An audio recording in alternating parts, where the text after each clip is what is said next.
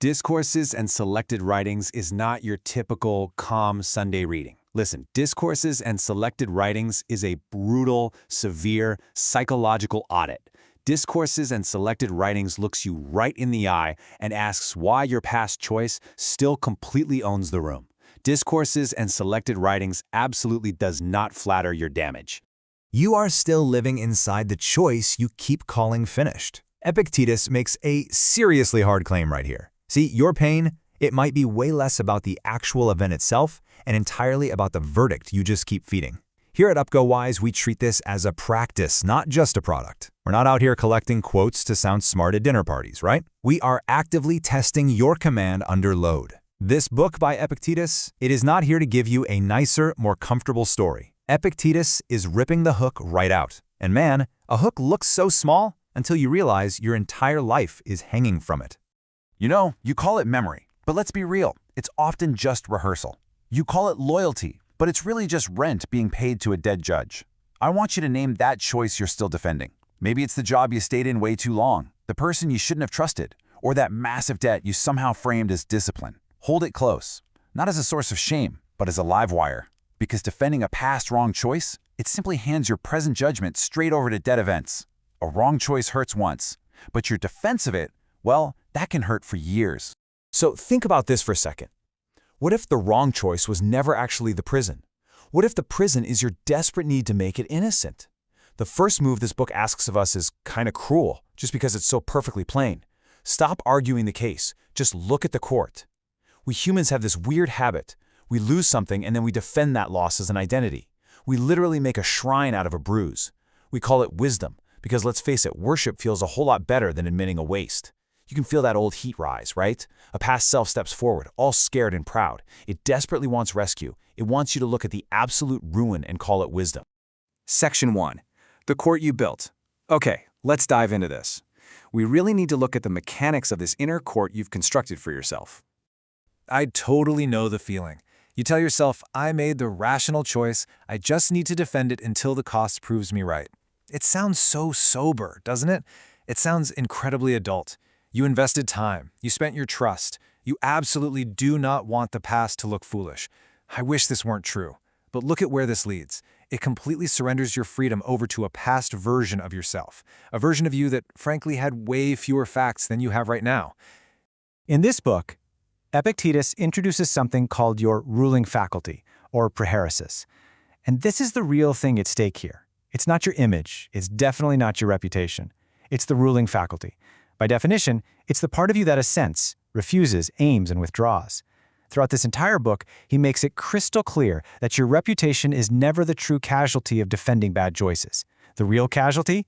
It's your command over this exact faculty. So you're faced with this brutal choice. You can keep defending the old outcome and stay completely owned by it, or you can admit it failed and feel totally painfully exposed. Both options sting. Pick one now. Both are symptoms of the exact same misunderstanding. Each path still asks the past to grant you your worth. Listen, there is no noble way to be owned by an outcome. A golden chain is still a chain, right? And a razor-sharp excuse is still just a leash. Jurisdiction. It's a really cold word, isn't it? But honestly, that's exactly why it helps. In the middle of a storm, warmth can lie to you, but a clear, hard boundary can actually save the ship. The big move in this book isn't denial, it's jurisdiction. What actually belongs to you? Your aim, your assent, your refusal, your action in this exact moment. What does not belong to you? The result, the praise, those lost years. Jurisdiction strictly separates the event from the verdict. But the moment is so small. An inbox pings, a name appears on your screen. You feel the heat climb your neck. Boom, the old mental court opens right back up instantly. The judge in your head is exhausted, but he knows your case purely by smell. If your worth depends on the outcome, every single new event has the power to rewrite you. Section 2. The turning of the hinge. Now, what's really interesting about this slide is how it exposes the second face of our false inner court, the absolute need for certainty. You tell yourself, hey, I need the right choice before I can act. You sit around waiting for a perfect verdict. Then you trick yourself. You call that waiting discernment. You call your delay depth. You literally call your paralysis standards. It sounds so wise on paper, but it is very often just fear wearing a judge's robe. There is a future version of you that you keep starving simply because it waits behind your need for a perfect verdict. But Epictetus gives us a brilliant craft for weathering these storms. Think of it like a physical scar. Biology doesn't just erase the cut, right? It rebuilds the border. The tissue literally learns the load. The nerves grow a little less loud. Your body isn't trying to win the past. It simply reorders the signal. The anchor here is like a rusted Roman gate hinge. Think about it. A gate cannot choose the army that marches through it, but it can still turn clean. You have the power to reorder the signal without needing to magically change your past. This book makes one absolute demand of us. Stop asking the past for a new trial. Start training the judge. Your ruling faculty isn't just some fleeting mood. It is the literal courtroom where meaning gets signed into law. Pain enters, an insult enters, a huge loss enters. But you are the one who still signs the order. If you refuse to take new steps just because you're terrified of choosing poorly, no new sight is gained. And without new sight, the old verdict remains king.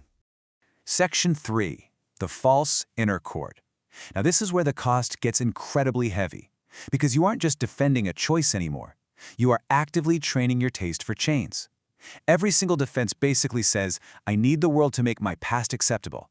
You are putting yourself on the witness stand every single day, trying to retroactively justify a failed outcome.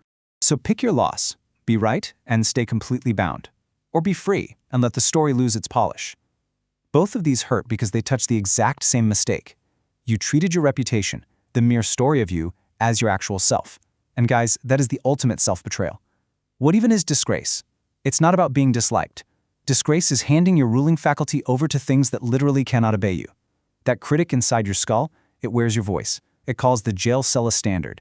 It whispers, stay, explain yourself, win the case. I want you to ask yourself once, what did I make this mean about me? Then, ask the much harder question, who gave that meaning rule? The wrong choice was never actually finished because you just kept using it as your identity. The wrong choice was never the prison.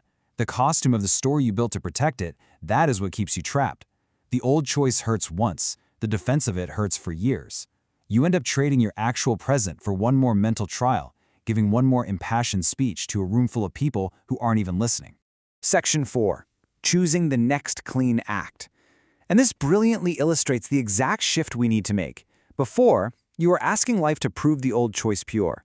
After, you ask only for the next clean ascent. Before, your pride needed an audience of witnesses. After, your will just needs to get to work. It's a complete change of the throne. Let's look at the ultimate structural tool from this book to make that happen. The practice here is so incredibly plain. First, name the event. Second, name the verdict. And third, return the verdict to your own hand. Literally write these 3 lines down when the heat comes. Event, verdict, next act. Tell yourself, that event was outside my rule, but this judgment is entirely mine. If the ghost of the past demands shame from you, refuse it. If it demands blame, refuse it. Then choose the next clean act.